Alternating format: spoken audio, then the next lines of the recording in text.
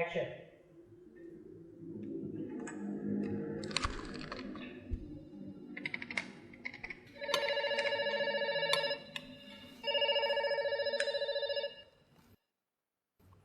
Iya. Halo, selamat siang Pak Ami.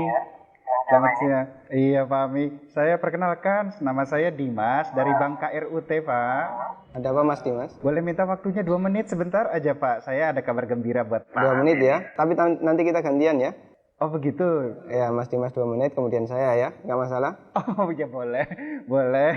Boleh, nah, silakan Mas Dimas duluan, ya monggo.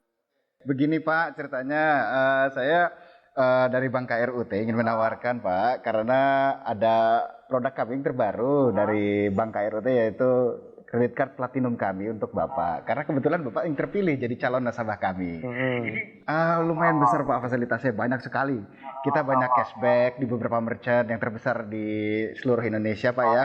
Kemudian kita ada fitur juga yang Bapak bisa melakukan pencairan dana tunai selama sedikitnya 30 juta dan paling cepat 2 hari Pak pencairannya. Berapa hari? 2 hari. Masya Allah ya. Ya, iya Pak, betul Pak. Dan ini pencairan ini langsung kita bantu secepatnya begitu Bapak ajukan begitu. Gimana Pak? Bapak tertarik? Apalagi ini belum ada bebasan annual fee tahunannya Pak. Baik. Sebelumnya saya boleh tanya dulu ya? Boleh Pak. Nggak masalah ya? Baik. Mas Dimas Muslim? Saya, iya Pak, betul Pak. Alhamdulillah ya, kita sama-sama Muslim. Mas Dimas pernah dengar nggak tentang riba? Iya, pernah dengar maksudnya. Iya.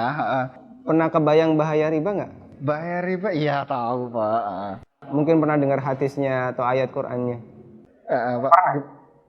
Tapi Pak, Abi bagaimana? Masih tertarik Pak dengan kartu kredit platinum kami Pak? Nanti kita lanjutkan. Saya boleh cerita dulu?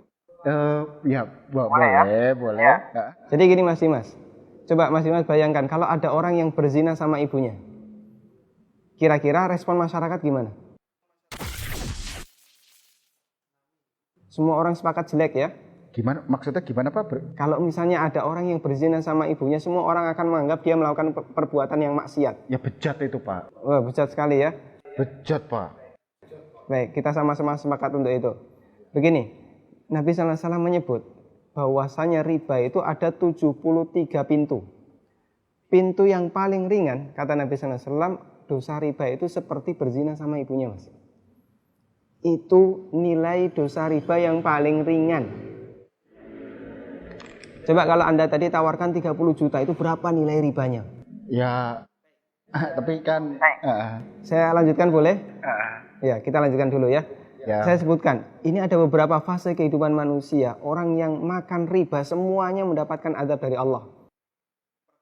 Pertama, ketika di dunia, orang yang makan riba itu ditantang perang oleh Allah.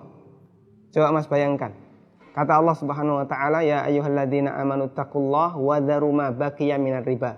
Wahai orang yang beriman, bertakwalah kepada Allah dan tinggalkan semua bentuk riba. Fa in lam taf'alu fa'dzanu biharbi minallahi wa rasulih. Kalau kamu masih ngeyel, enggak mau meninggalkan riba, umumkan perang dengan Allah dan Rasulnya. Coba, kalau kita ditantang perang oleh Allah dan Rasulnya, kira-kira ada enggak peluang untuk menang? Enggak ada ya? Ampun Pak. Ini yang pertama. Yang kedua, orang yang mati dalam kondisi membawa dosa riba, makan riba, nanti dia akan dihukum di kuburan dalam bentuk berenang di sungai darah. Masya Allah, berenang di sungai darah. Kata Nabi SAW, beliau pernah menceritakan mimpinya, dan mimpi beliau itu wahyu. Nabi SAW pernah melihat ada orang yang berenang di sungai darah, kemudian di tepi sungai ada orang yang membawa batu. Setiap orang ini berenang menepi, dilempari batu ke mulutnya, kemudian balik ke tengah. Ini yang kedua. Di alam kubur, dia mendapatkan azab berupa berenang di sungai darah. Yang ketiga. Masih ada yang ketiga Pak? Iya.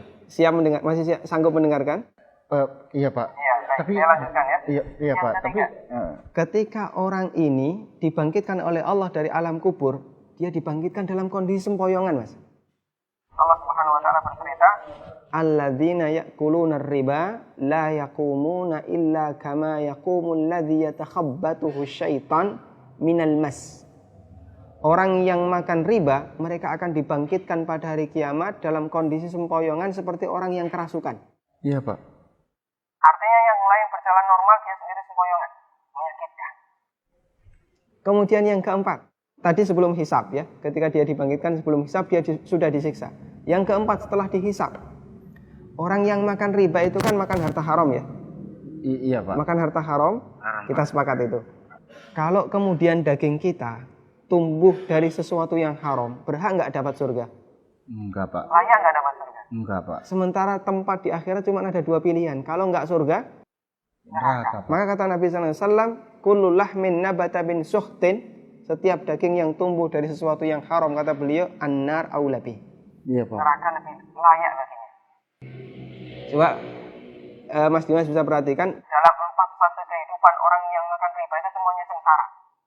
Ketika masih hidup di dunia dia ditantang perang oleh Allah. Ketika mati dia berenang di sungai darah. Iya, Pak. Ketika dibangkitkan dalam kondisi sempoyongan, setelah hisab dia ditempatkan di neraka. Iya, Pak. Masya Allah. Masih ada tawaran yang lain? Ampun, Pak. Masih dilanjutkan? Ampun, Pak. Mas Dimas bisa renungkan Iya, Pak. beberapa poin yang tadi saya sampaikan. Iya, Pak. Nanti kalau misalnya ada sesuatu yang belum jelas, tidak masalah, hubungi saya lagi. Iya, Pak. Kita akan lanjutkan diskusi tentang riba. Iya, Pak. Bisa? Bisa, Pak. Ya, terima kasih ya. Assalamualaikum. Waalaikumsalam.